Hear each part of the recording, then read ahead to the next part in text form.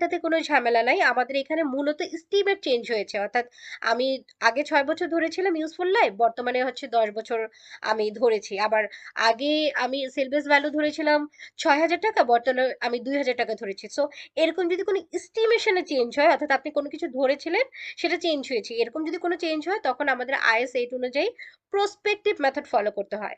Prospective মেথডটা কি? যখন থেকে চেঞ্জ হচ্ছে তখন থেকে সামনের ইয়ারগুলোতে চেঞ্জ করা, পিছনে না।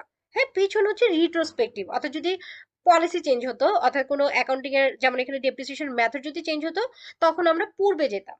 যেহেতু এখানে এস্টিমেশন চেঞ্জ হয়েছে সেহেতু হচ্ছে আমরা এটা সামনের দিকে যাব, অর্থাৎ আমরা প্রসপেক্টিভ মেথড ফলো করব। অর্থাৎ এই যে 3 বছর থেকে আমার চেঞ্জ হলো, আমি 3 বছর থেকে সামনের ইয়ারগুলোতে চেঞ্জ করব অ্যাকর্ডিং টু IAS 8। তো আশা করছি আমার যে ডেপ্রিসিয়েশন নিয়ে আমি রিভাইজ ডেপ্রিসিয়েশন কিভাবে ক্যালকুলেশন করতে হয় এবং IAS 8 অনুযায়ী এটার